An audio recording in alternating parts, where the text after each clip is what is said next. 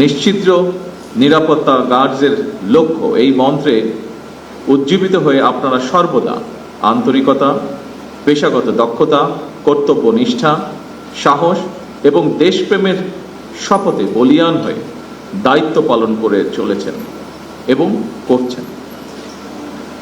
PGR এর প্রতিষ্ঠাবার্ষিকীর এই দিনে আমার জীবনের সবচেয়ে শোকাবহ এবং হৃদয় বিদারক ঘটনা আমার পিতা বাংলাদেশের স্বাধীনতার ঘোষক প্রেসিডেন্ট জিয়াউর রহমানের শাহাদাতের কথা মনে পড়ছে।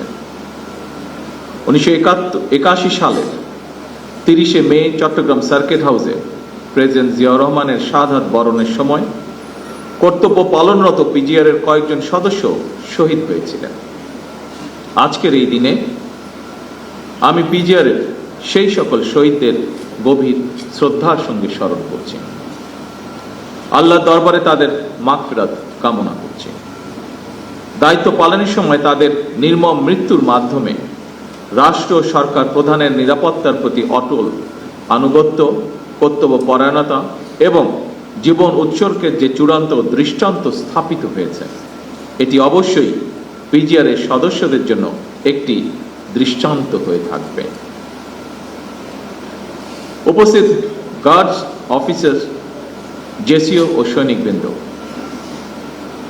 মহামান্য রাষ্ট্রপতি এবং রাষ্ট্রের গুরুত্বপূর্ণ ব্যক্তির নিরাপত্তায় 1975 সালের এই দিনে প্রথমে রাষ্ট্রপতির দেহরক্ষী ইউনিট নামে একটি নতুন রেজিমেন্ট আত্মপ্রকাশ করেছিল। পরবর্তীতে তৎকালীন সেনাবাহিনী প্রধান মেজর জেনারেল জিয়াউর রহমান 1975 সালের 19 সেপ্টেম্বর রাষ্ট্রপতির দেহরক্ষী ইউনিটকে প্রেসিডেন্ট গার্ড রেজিমেন্ট হিসেবে অবহিত করেন। এই নতুন নামকরণ রেজিমেন্টের কার্যক্রমকে আরো আত্মপ্রত্যয়ী এবং গতিশীল করতে ইতিবাচক ভূমিকা রেখেছে। প্রেসিডেন্ট গার্ড রেজিমেন্ট পিজিআর প্রতিষ্ঠার ইতিহাসে মেজর জেনারেল জিয়াউর রহমান একটি অবিস্মরণীয় এবং অনুপ্রেরণামূলক নাম।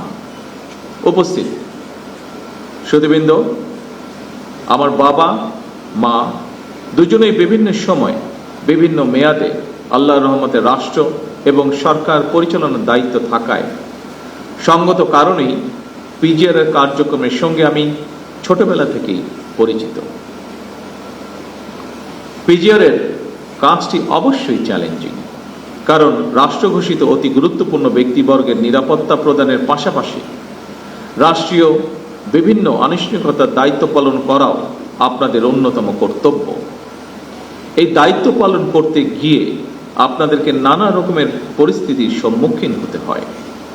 এইসব দায়িত্ব পালনের ক্ষেত্রে আপনাদের বিশ্বস্ততা, দায়িত্ববোধ এবং কর্তব্য পরায়ণতার বৈশিষ্ট্য আপনাদেরকে নিঃসন্দেহে একটি সুশৃঙ্খল বাহিনী হিসাবে পরিচিত করেছে।